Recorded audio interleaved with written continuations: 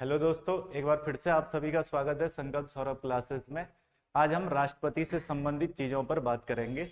क्या क्या चीजें हमने पीछे पढ़ी थी, तो राष्ट्रपति के निर्वाचक मंडल यानी राष्ट्रपति को कौन कौन लोग वोट देते हैं और राष्ट्रपति के निर्वाचन की रीति क्या होती है। आज उससे आगे की कुछ चीजों पर चर्चा करते हुए चलते हैं। ये समझ लेना बहुत जरूरी है कि राष्ट्रपति के निर्वाचन की पद्धति क्या है। तो बिल्कुल जटिल पद्धति को मैंने आसान भाषा में समझाया है इससे पहले वाले वीडियो के अंदर, तो आप उसको देख लीजिएगा। उससे आपको राष्ट्रपति के चुनाव की बातें अच्छे से समझ में आ जाएंगी कि राष्ट्रपति का चुनाव होता कैसे है। इसके बाद हमारे पास जो अनुच्छेद आते हैं वो 52 से और 61 तक के अनुच्छेद हैं। 52 से 61 तक के अनुच्छेद ही केवल नहीं है, बल्कि और भी बहुत सारे अनुच्छेद हैं। जैसे हम लोग जानते हैं कि 52 से 61 तक के अनुच्छेद तो राष्ट्रपति से संबंधित हमारे संविधान में दिए ही गए हैं। जैसे कहा गया है कि 52 में राष्ट्रपति का पद, 53 में संघ की कार्यपालिका शक्ति राष्ट्रपति के पास होगी, 54 के अंतर्गत राष्ट्रपति का निर्वाचक मंडल, 55 में राष्ट्रपति के निर्वाचन की रीति, 56 में राष्ट्रपति का कार्यकाल वगैरह कितने समय का होगा, 57 में पुनर्निर्वाचन के लिए पात्रताएं, 58 के अंतर्गत राष्ट्रपति की योग्यताएं, 59 में राष्ट्रपति के लिए कुछ दशाएं, शर्तें वगैरह, और 60 के अंतर्गत राष्ट्रपति की शपथ का प्रावधान। अनुच्छेद 61 जो है वो राष्ट्रपति पर महाभियोग से संबंधित है, यानी राष्ट्रपति को अगर उसके पद से हटाना हो तो महाभियोग का प्रस्ताव पारित करना पड़ेगा संसद में। इसके कुछ नियम होते हैं, तो उन सभी को हम लोग चर्चा में आज लेने वाले हैं। इसके अलावा 61 के बाद जो जो अनुच्छेद हमारे पास काम के हैं इसमें, तो एक तो है राष्ट्रपति से संबंधित आर्टिकल 62 ये बताता है कि यदि राष्ट्रपति का कार्यकाल जो है वो समाप्त हो जाए या कितने समय के भीतर राष्ट्रपति का चुनाव हो जाना चाहिए, उससे संबंधित आर्टिकल है आर्टिकल 62।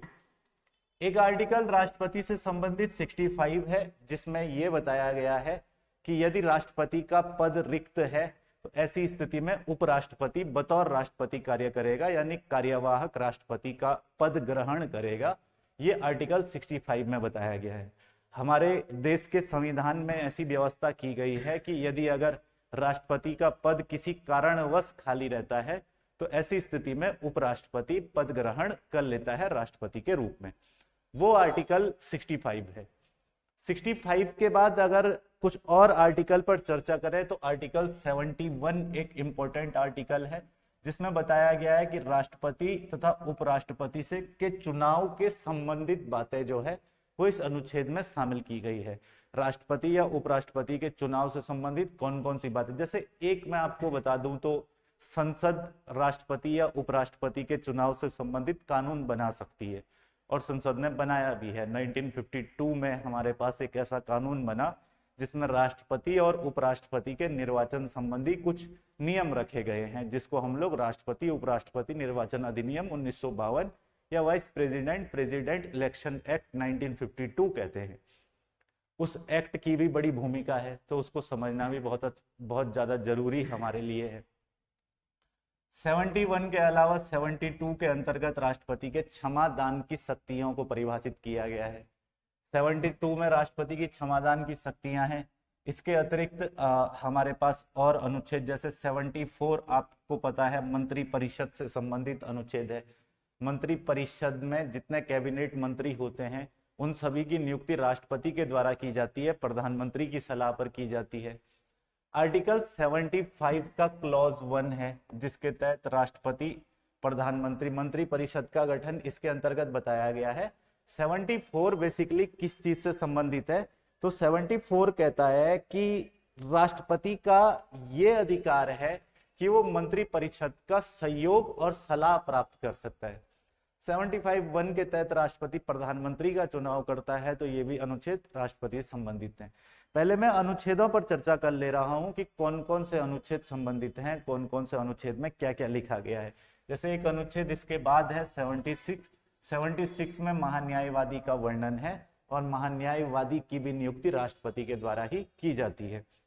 76 के अलावा हम लोग एक और आर्टिकल चर्चा में लेंगे 77, और दरअसल 77 जो है ना वो बहुत महत्वपूर्ण आर्टिकल है, जो ये बताता है कि भारत सरकार द्वारा कार्यकारी मतलब कौन कौन से कार्य है जिनका संचालन जो है वो किया जाएगा भारत सरकार द्वारा, कार्यवाही का संचालन, ये मैं कह सकता हूं 77 में लिखा गया है। 77 के आगे एक अनुच्छेद 78 हम लोग इसके अंतर्गत चर्चा करने वाले हैं। 78 बेसिकली इस बात पर है कि प्रधानमंत्री जो है वो मंत्री परिषद के कार्यों की जानकारी राष्ट्रपति को देगा, उससे संबंधित अनुच्छेद 78 है। 78 के अलावा जो अनुच्छेद हमें चर्चा में लेने हैं उनमें मैं कह सकता हूं कि एक अनुच्छेद है अनुच्छेद 85, जो ये कहता है कि संसद के सत्रों को बुलाना, सत्रावसान करना या सत्र को भंग करना, ये अधिकार किसके पास है? राष्ट्रपति के पास है। 185 के तहत है। 185 के बाद एक अनुच्छेद 112 राष्ट्रपति से संबंधित है। 112 में क्या लिखा गया है? तो 112 में लिखा गया है कि राष्ट्रपति प्रत्येक वित्तीय वर्ष के प्रारंभ में वित्त मंत्री को संसद के समक्ष वार्षिक वित्तीय विवरण प्रस्तुत करने के लिए कहेगा। तो मैं ये कह सकता हूं कि 112 हमारा जो है वो वार्षिक वित्तीय विवरण यानी बजट से संबंधित अनुच्छेद है। 112 के अलावा एक अनुच्छेद है 123 और एक अनुच्छेद है 143। ये अनुच्छेद हमारे संविधान में जो हमने यहां लिए हैं वो राष्ट्रपति से संबंधित है। 123 में राष्ट्रपति के अध्यादेश जारी करने की शक्ति है, जैसा कि आपको पता है राष्ट्रपति अध्यादेश जारी कर सकता है। और 143 के अंतर्गत राष्ट्रपति के सलाह या परामर्श लेने की शक्ति है, वो सुप्रीम कोर्ट से सलाह या परामर्श ले सकता है। बड़ा इंपॉर्टेंट आर्टिकल है 143। 143 का प्रयोग अब तक 15-16 बार हुआ है। 1974 में 1974 में फखरुद्दीन अली अहमद हमारे देश के राष्ट्रपति बने, उस समय पे भी 143 का प्रयोग किया गया था। दरअसल उस समय गुजरात की विधानसभा उस चुनाव में सम्मिलित नहीं हो पाई या यूं कह दे कि गुजरात की विधानसभा भंग थी। तो तब गुजरात में ये बात उठने लगी कि जब विधानसभा ही भंग है तो क्या बिना गुजरात की विधानसभा के राष्ट्रपति का चुनाव हो सकता है? तो तब इस मामले में उस समय के तत्कालीन राष्ट्रपति वीवी गिरी साहब ने सुप्रीम कोर्ट से सलाह ली थी। सुप्रीम कोर्ट ने इस मामले में सलाह दी थी कि हाँ बिल्कुल राष्ट्रपति का निर्वाचन किसी विधानसभा के भंग होने से नहीं रोका जा सकता है। तो राष्ट्रपति का चुनाव हुआ था और फखरुद्दीन अली अहमद हमारे देश के राष्ट्रपति बने। दुर्भाग्य ये रहा कि वो 2 साल के अंतर्गत चल बसे। उससे पहले डॉक्टर जाकिर हुसैन वीवी गिरी साहब से पहले राष्ट्रपति थे, वो भी मुस्लिम राष्ट्रपति थे, तो वो भी 2 साल के अंदर चल बसे। 67 में राष्ट्रपति बने थे डॉक्टर जाकिर हुसैन, 69 में चल बसे। फिर उसके बाद 74 में फखरुद्दीन अली अहमद, वो भी 2 साल के बाद जो है परलोक सिधार गए। अब हमारे पास इन चर्चाओं को शुरू करने के लिए एक आधार है कि कहां कहां हम लोग बात करने वाले हैं। तो 52 में राष्ट्रपति का पद बताया गया है। इससे संबंधित चीजों पर मैं एकदम एक एक करके बात ना करके कुछ महत्वपूर्ण चीजों से बात शुरू करता हूं, तो खुद ब खुद आर्टिकल बीच में आते रहेंगे। मतलब मैं बताता रहूंगा कि कौन कौन से आर्टिकल हमारे लिए जरूरी हैं, जो हमें जान लेने चाहिए या जो आवश्यक हो सकते हैं इस चर्चा को आगे बढ़ाने के लिए। सबसे पहली बात, हम लोग इस बात पर चर्चा कर लें कि राष्ट्रपति के लिए अर्हताएं क्या होती हैं, यानी राष्ट्रपति पद के लिए योग्यताएं क्या होती है। राष्ट्रपति की योग्यताएं, तो ये बिल्कुल ना समझें कि केवल मतलब सीधे मैं आपको बहुत आगे ले गया हूं और चीजों पर चर्चा ही नहीं की, तो सारी चीजों पर चर्चा करेंगे। फिलहाल ये जो है वो एक मतलब इस तरीके से हम शुरुआत नहीं कर रहे कि 52 में क्या है, 53 में क्या है, बल्कि इस तरीके से कर रहे हैं कि कंसेप्ट क्या है। राष्ट्रपति की योग्यताएं सारे अनुच्छेदों पर बात करेंगे, यहां से मैं बात शुरू कर रहा हूं। तो राष्ट्रपति की योग्यताएं वगैरह जैसा हम लोग जानते हैं कि हमारे संविधान में सबसे पहला तो ये कहा गया है कि भारत का नागरिक होना चाहिए। सामान्यतः ये सभी को पता होगा कि भारत का नागरिक जो है वो सभी पदों के लिए एक जरूरी अर्हता या योग्यता या क्वालिफिकेशन है। दूसरा है कि वह 35 वर्ष की आयु पूर्ण कर चुका हो। तो 35 वर्ष की आयु पूर्ण कर चुका हो, इसमें भी कोई बहुत खासा दिक्कत है नहीं। तीसरा है कि वह पागल या दिवालिया ना हो। ये राष्ट्रपति पद के लिए योग्यता है। पागल का आशय आप समझ सकते हैं मानसिक संतुलन में हो, और दिवालिया का मतलब बैंकक्रप्ट ना हो, यानी किसी बैंक से जो है वो उस व्यक्ति को दिवालिया ना घोषित किया गया हो, बैंकक्रप्ट घोषित ना किया गया हो। यानी दिवालिया का सीधा सीधा मतलब इतना है कि अपनी हैसियत से बाहर अगर कोई व्यक्ति कर्जा ले ले तो उसको हम कहते हैं दिवालिया हो गया। ठीक है। इसके अलावा एक योग्यता और है जिसको हम लोग कहते हैं कि वह लाभ के पद पर ना हो। लाभ के पद पर यानी अगर कोई व्यक्ति सरकारी नौकरी पर है तो वो राष्ट्रपति का चुनाव नहीं लड़ सकता है।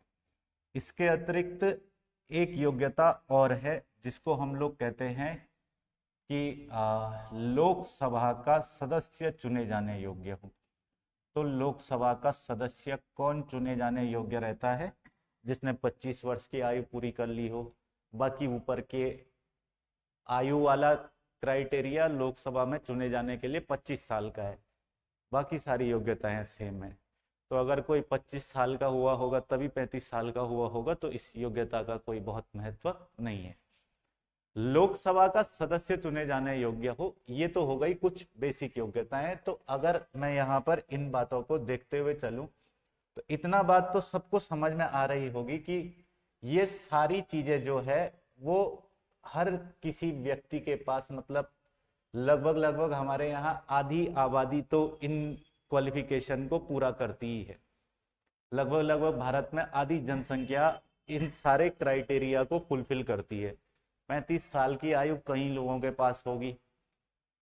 भारत का नागरिक भी है ही, पागल दिवालिया भी सब नहीं है। लाभ के पद पर सरकारी नौकरी तो किसी किसी के पास ही है, और लोकसभा का सदस्य चुने जाने योग्य भी है।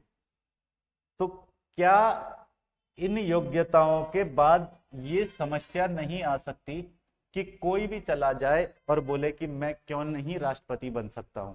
जब ये योग्यताएं चाहिए, ये मेरे पास है, तो मैं राष्ट्रपति बन सकता हूं। दरअसल शुरुआत में ऐसा था कि इन योग्यताओं के आधार पर आप राष्ट्रपति बन सकते हैं, परंतु मैंने अभी थोड़ी देर पहले एक एक्ट की चर्चा की थी, जिस एक्ट का नाम है vice president and president election act, राष्ट्रपति उपराष्ट्रपति निर्वाचन अधिनियम। ये अधिनियम 1952 में बना है, 1952 में बना है। हालांकि इस अधिनियम में पहला संशोधन 1974 में हुआ, दूसरा संशोधन 1977 में हुआ और तीसरा संशोधन 1997 में हुआ। तो इस अधिनियम की संशोधन जो समय समय पर हुए हैं, या खास बात यह है कि इस अधिनियम में कहा गया कि जो व्यक्ति राष्ट्रपति का चुनाव लड़ेगा उसके पास 50 अनुमोदक और 50 प्रस्तावक होने चाहिए। अब एक योग्यता राष्ट्रपति के पद के लिए यह भी हो गई कि जो व्यक्ति चुनाव लड़ेगा उसके पास 50 तो अनुमोदक होने चाहिए और इसके अलावा 50 प्रस्तावक होने चाहिए। तो वो समस्या, यानी एक राष्ट्रपति पद के लिए कई लोग चुनाव लड़ेंगे, वो समस्या इस योग्यता ने खत्म कर दी। क्योंकि ये योग्यता ये कहना चाह रही है कि आप निर्वाचक मंडल में से जो लोग राष्ट्रपति को वोट डालते हैं, उन लोगों में से किन्हीं 50 लोगों से ये लिखवा करके लाइए कि हम इस व्यक्ति को राष्ट्रपति बनाना चाहते हैं, और 50 व्यक्ति उसको सपोज करने वाले भी होने चाहिए, यानी उसको सेकंड करने वाले भी 50 व्यक्ति होने चाहिए। 50 व्यक्ति मतलब प्रस्ताव देने वाले होने चाहिए और 50 व्यक्ति उस पर सहमति देने वाले होने चाहिए। यानी 100 व्यक्तियों को जब तक कोई ना जानता हो ठीक से, या उनसे ये ना कहलवा सके कि हाँ हम इस व्यक्ति को राष्ट्रपति बनाना चाहते हैं, तब तक कोई व्यक्ति राष्ट्रपति का चुनाव नहीं लड़ सकता है। बहुत सारे लोग कहते हैं कि ये गैर लोकतांत्रिक अधिनियम है, ये एक बहुत बड़ी आबादी को जो है वो राष्ट्रपति का चुनाव लड़ने से रोकता है। लेकिन इस संबंध में इसके पक्ष में जो तर्क दिए जाते हैं वो कहा जाता है कि ठीक भी है भाई, जब आप राष्ट्रपति का चुनाव लड़ने की सोच रहे हैं, कम से कम 100 लोगों से लिखवाने की स्थिति में तो हो कि हाँ भाई हम राष्ट्रपति के चुनाव में भाग लेना चाहते हैं, ये 100 लोग हमारे समर्थन में हैं। ये तो हुई बात योग्यताओं की। ये जो अधिनियम यहाँ पर है। इस अधिनियम में शुरुआत में प्रावधान था कि 2 अनुमोदक और 2 प्रस्तावक चाहिए, परंतु उसके बाद भी कुछ लोग लगातार राष्ट्रपति के चुनाव में लड़ते रहे। कई लोगों को तो एक भी वोट नहीं मिले, लेकिन वो तब भी चुनाव लड़ते थे। 77 तक ये हो गया कि 10 अनुमोदक 10 प्रस्तावक, फिर 20 अनुमोदक 20 प्रस्तावक का भी हुआ। फाइनली 1997 में ये तय किया गया कि प्रत्येक व्यक्ति जो राष्ट्रपति का चुनाव लड़ेगा उसके पास 50 अनुमोदक और 50 प्रस्तावक होने चाहिए, और अनुमोदक और प्रस्तावक दोनों अलग अलग होने चाहिए। ये नहीं कि अनुमोदन भी उन्हीं से करवा दिया और बाद में सेकंड भी उन्हीं से करवाया, तो ये दोनों अलग अलग चाहिए। यानी 100 लोगों से सहमति चाहिए चुनाव लड़ने से पहले ही कि हाँ, हम इस व्यक्ति को राष्ट्रपति बनाना चाहते हैं। और ये 100 लोग भी निर्वाचक मंडल में से होंगे, यानी जो वोट देते हैं राष्ट्रपति को उनमें से होंगे। अब ये योग्यता आते ही थोड़ा सा यहाँ पर जो है वो राष्ट्रपति का चुनाव सामान्य नहीं रह गया। लेकिन राष्ट्रपति की योग्यताओं के अंतर्गत हमने यहाँ पर जिन जिन बातों को पढ़ा, इनके अतिरिक्त आपके एग्जाम में एक और चीज पूछी जाती है कि जो व्यक्ति राष्ट्रपति का चुनाव लड़ता है उसे आरबीआई के पास 15,000 रुपये की जो राशि है वो जमा करवानी पड़ती है। चुनाव लड़ते हुए उसे 15,000 रुपये की राशि आरबीआई के पास जमा करवानी पड़ती है, और इस 15,000 रुपए की राशि को जब्त कर लिया जाता है यदि जो व्यक्ति 1/6 भी मत वैलिड वोट ना प्राप्त कर सके। इसको मैं ऐसे लिख सकता हूं कि अगर मैंने चुनाव लड़ा राष्ट्रपति का तो मेरे पास 15,000 रुपये आरबीआई को पहले ही मैं जमा करूंगा, और अगर चुनाव में मुझे कुल वैलिड वोट का 1/6 भी नहीं पड़ा तो ये जो जमानत राशि है ये जमानत राशि जब्त कर ली जाती है। तो 15,000 रुपये की जमानत राशि जमा की जाती है। कहीं पेपर में एक क्वेश्चन आया भी था, कितनी राशि जमा करनी होती है और किसके पास ये जमा होती है, तो ये आरबीआई के पास जमा होती है, जिसका मतलब है रिजर्व बैंक ऑफ इंडिया। अब अगर अनुच्छेद की बात करें कि कौन से अनुच्छेद में ये सारी बातें लिखी गई है, तो अभी मैंने आपको बताया कि जब हम राष्ट्रपति की योग्यताओं की बात करते हैं तो वो अनुच्छेद है अनुच्छेद 58 यानी आर्टिकल 58। इसके बाद हमारे पास एक आर्टिकल है आर्टिकल 59 अनुच्छेद 59। अनुच्छेद 59 क्या कहना चाह रहा है, 59 क्या कह रहा है, तो 59 कहता है राष्ट्रपति पद के लिए कुछ शर्तें या कुछ दशाएं।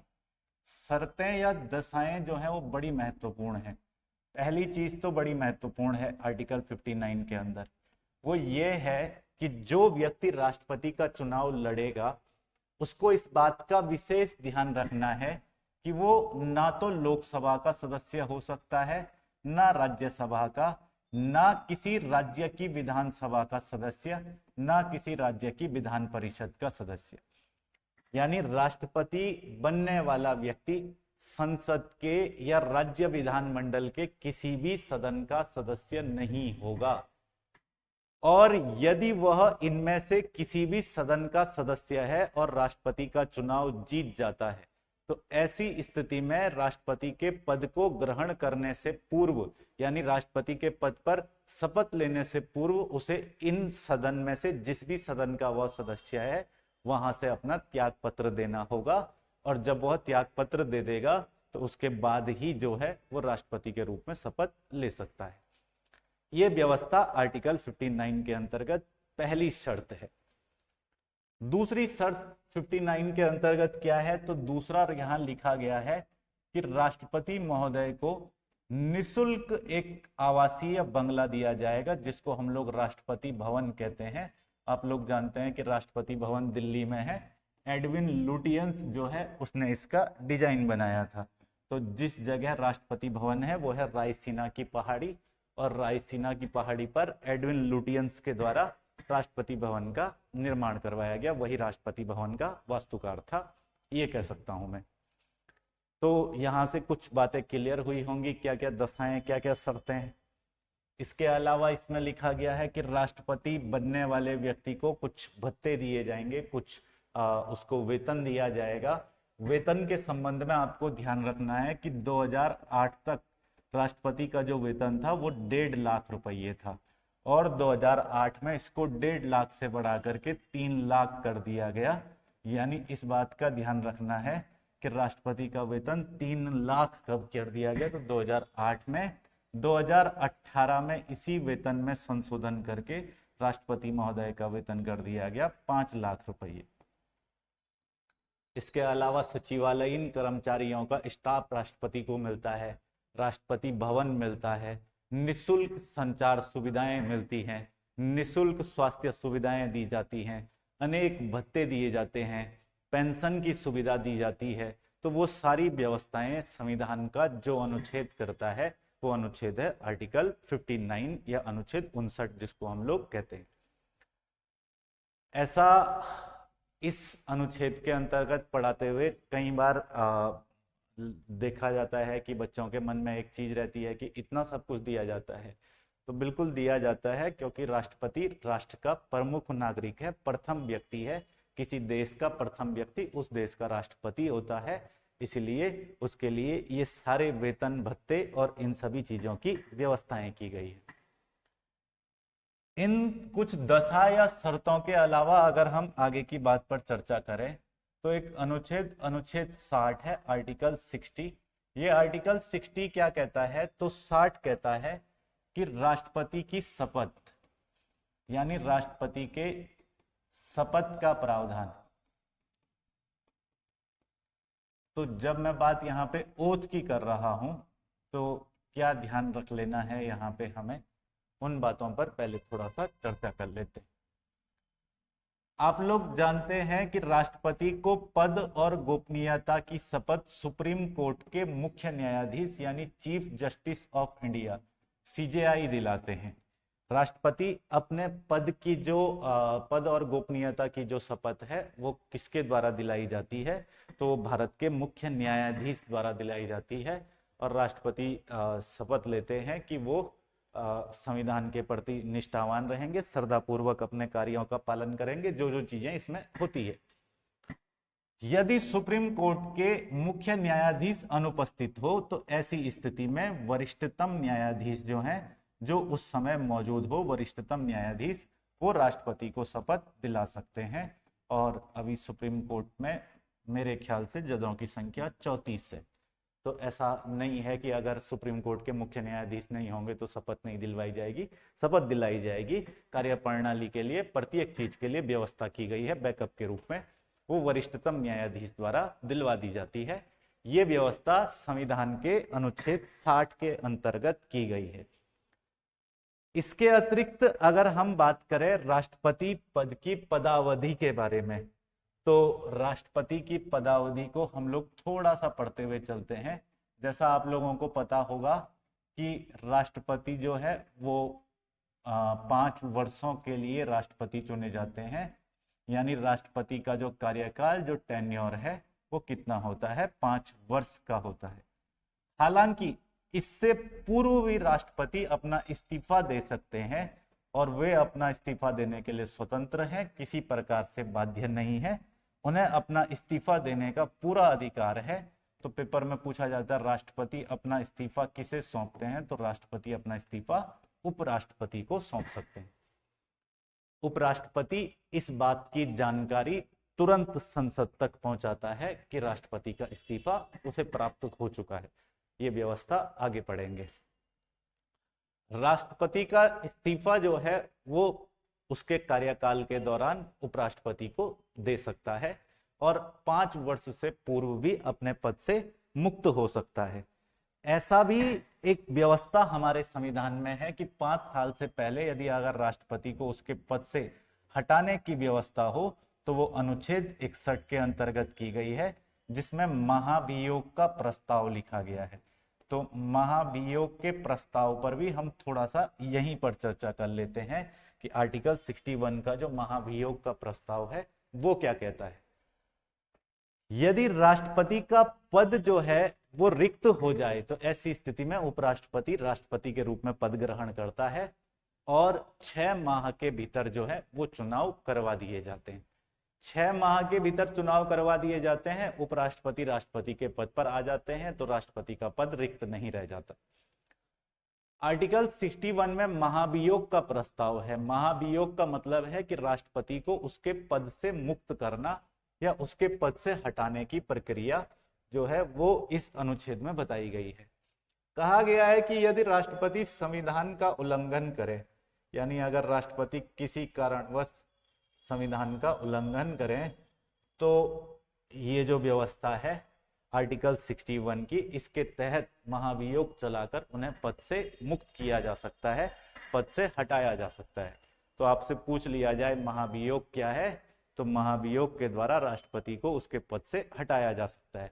पर यह इतना आसान नहीं है, क्योंकि महाभियोग के प्रस्ताव के संबंध में जो उपबंध है उनमें पहली बात तो यह है कि यदि यह प्रस्ताव पहली बात तो यह है कि किसी भी सदन में लाया जा सकता है, लोकसभा में लाया जा सकता है, राज्यसभा में भी लाया जा सकता है, परंतु जिस सदन में ये प्रस्ताव लाया जा रहा है उस सदन के 1/4 सदस्यों की पहले तो इस प्रस्ताव को लाने के लिए सहमति चाहिए, यानी 1/4 सदस्य पहले इस सदन में, किसी भी सदन के अंतर्गत इसके सहमति के पक्ष में होने चाहिए।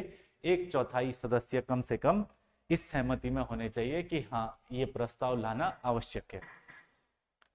और यदि महाभियोग का प्रस्ताव लाया जा रहा है तो इस महाभियोग के प्रस्ताव में आर्टिकल 61 यह भी उपबंधित करता है कि राष्ट्रपति को 14 दिन पूर्व सूचना दे दी जाए, 14 दिन पहले उसको बता दिया जाए कि आपके खिलाफ राष्ट्रपति महोदय महाभियोग का प्रस्ताव आने वाला है। यदि वह इस बीच में अपना इस्तीफा दे देता है, यानी 14 दिन का समय राष्ट्रपति के पास होता ही है, तो अगर वो इस बीच में इस्तीफा अपना दे देते हैं तो इस प्रस्ताव की आवश्यकता ही नहीं है।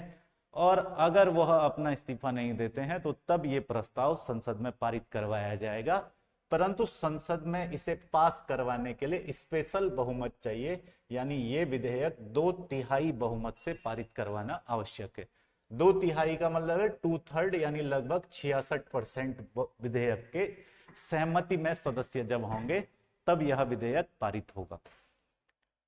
अब एक बात यह भी समझ लेनी बहुत जरूरी है कि भारत के राजनीतिक इतिहास में अभी तक ऐसा बिल्कुल भी नहीं हुआ है कि किसी व्यक्ति को उसके पद से मुक्त कर दिया गया हो महाभियोग के प्रस्ताव से।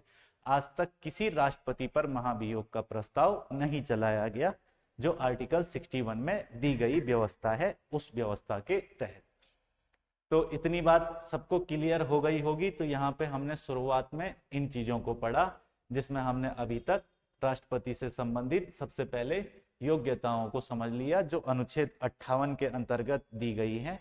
दूसरा, इसके अंतर्गत राष्ट्रपति के अंतर्गत जो है वो राष्ट्रपति के पद की कुछ दशाएं वगैरह हम लोगों ने समझी, जो आर्टिकल 59 के अंतर्गत दी गई है।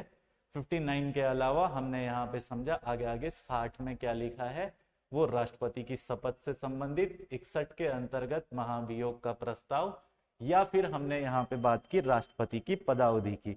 तो जब हम लोग राष्ट्रपति की पदावधि की बात कर रहे हैं, यानी राष्ट्रपति के कार्यकाल की बात कर रहे हैं, तो वो आर्टिकल है आर्टिकल 56, यानी अनुच्छेद 56 की हम लोग बात कर रहे हैं। आर्टिकल 56 के अंतर्गत ये सारी बातें लिखी गई है। महाभियोग अनुच्छेद 61 में लिखा गया है, जिस पर हमने यहाँ पर चर्चा की। इसके बाद आ जाते हैं कुछ और चीजों पर, जैसे कोई व्यक्ति कितनी बार भारत का राष्ट्रपति बन सकता है। तो इसके लिए एक अनुच्छेद बताया गया, आर्टिकल 57, अनुच्छेद 57। अनुच्छेद 57 क्या कहता है, तो इसको थोड़ा समझ लेते हैं। अनुच्छेद 57 का संबंध है री इलेक्शन से, यानी पुनर्निर्वाचन की प्रक्रिया से। कोई व्यक्ति कितनी बार राष्ट्रपति बन सकता है, तो अनुच्छेद 57 इस संबंध में कहता है कि इसकी कोई लिमिट नहीं है, वह जितनी बार चाहे उतनी बार राष्ट्रपति बन सकता है। हालांकि अभी तक भारत के इतिहास में केवल एक व्यक्ति डॉक्टर राजेंद्र प्रसाद ऐसे राष्ट्रपति हैं, ध्यान से समझिएगा। डॉक्टर राजेंद्र प्रसाद एकमात्र ऐसे राष्ट्रपति हैं जो 2 बार राष्ट्रपति बने। इनके अतिरिक्त और कोई भी ऐसा व्यक्ति नहीं है जो राष्ट्रपति 2 बार बना हो। ऐसा कहा जाता है कि सर्वपल्ली राधाकृष्णन भी चाहते थे कि उनको एक बार और मौका मिले, लेकिन वो किसी कारणवश संभव नहीं हो पाया, राजनीतिक कारण उसके पीछे थे। तो डॉक्टर राजेंद्र प्रसाद ही एक ऐसे व्यक्ति हैं जो 2 बार राष्ट्रपति बने।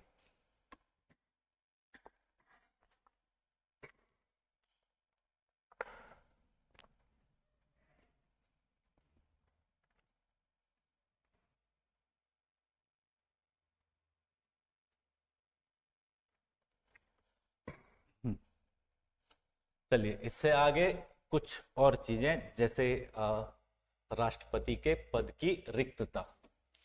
तो पद रिक्ति के संबंध में क्या कहता है संविधान, थोड़ा सा इसको समझ लेते हैं। राष्ट्रपति का पद रिक्त जो है वो किस स्थिति में हो सकता है, या फिर कौन कौन वो कंडीशन हो सकती हैं जब राष्ट्रपति का पद रिक्त हो।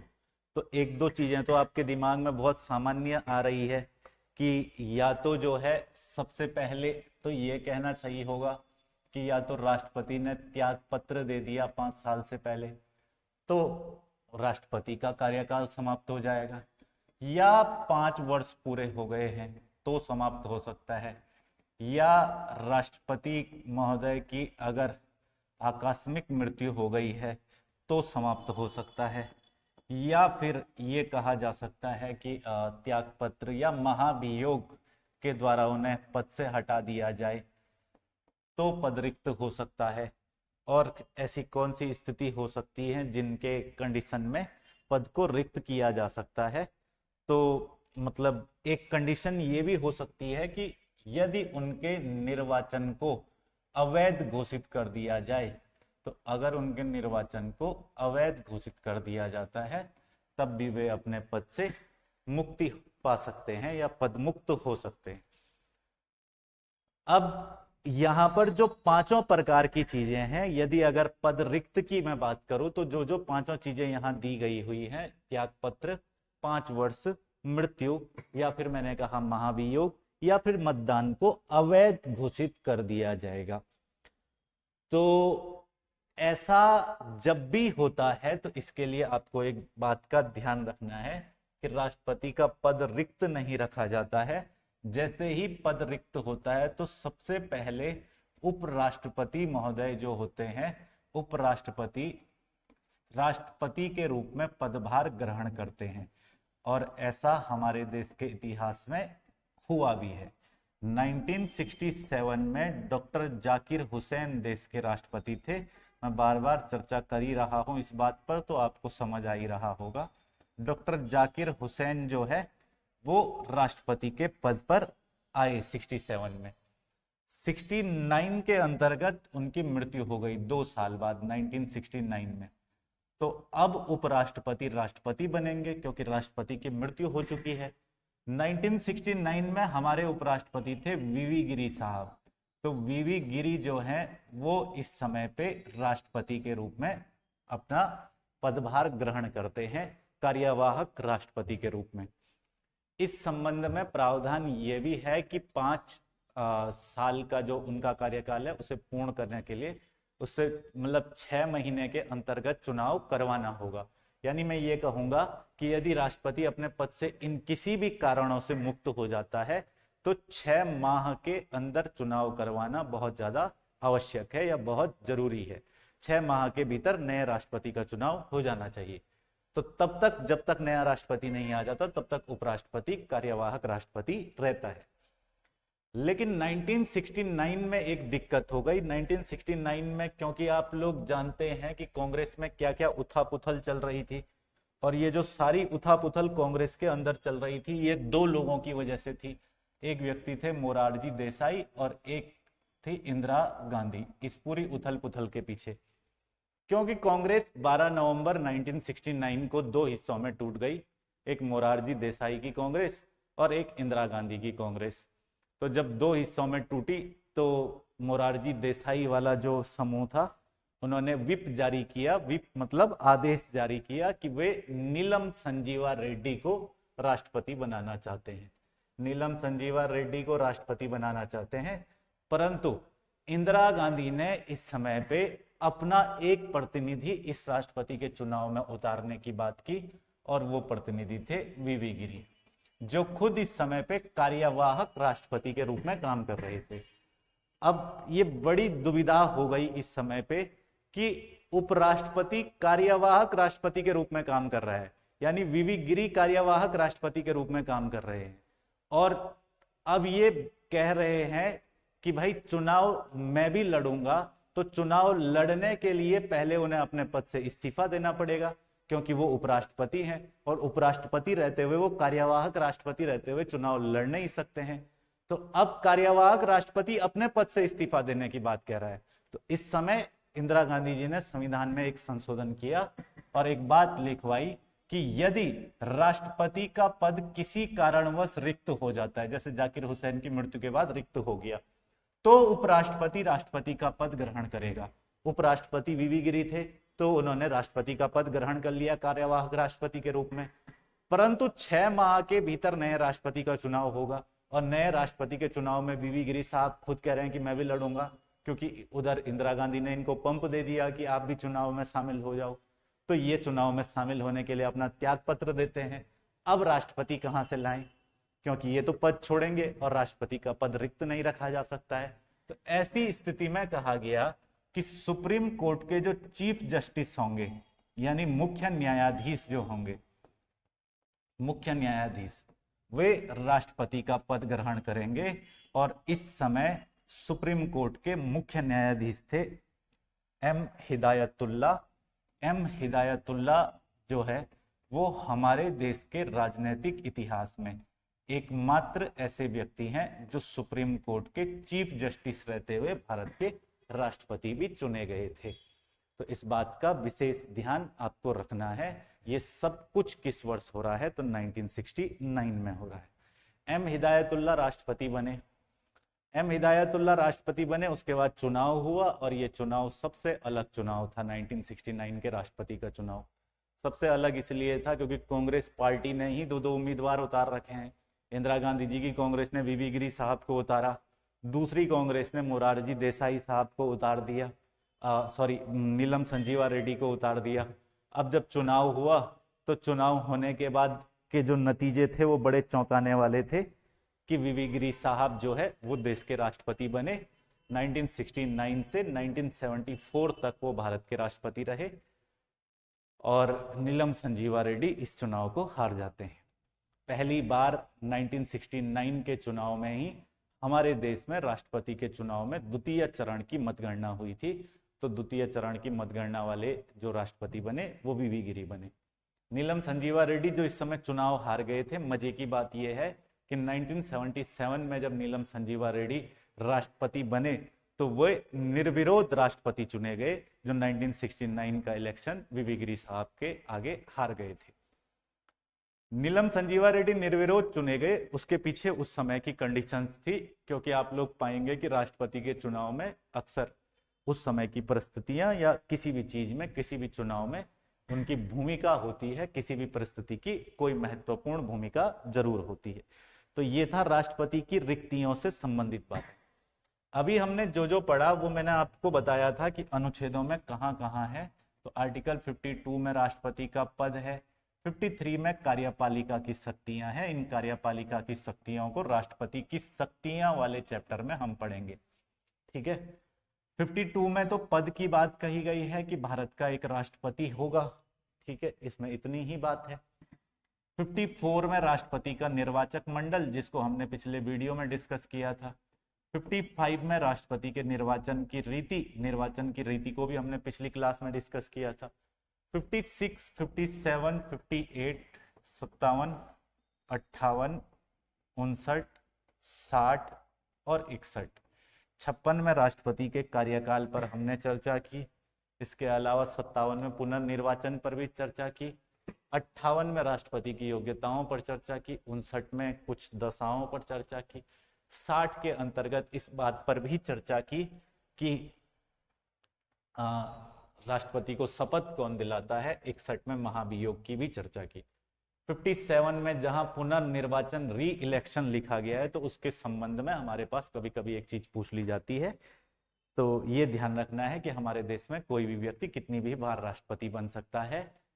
अमेरिका में, संयुक्त राज्य America, United state of America में कोई भी व्यक्ति केवल 2 बार राष्ट्रपति चुना जा सकता है।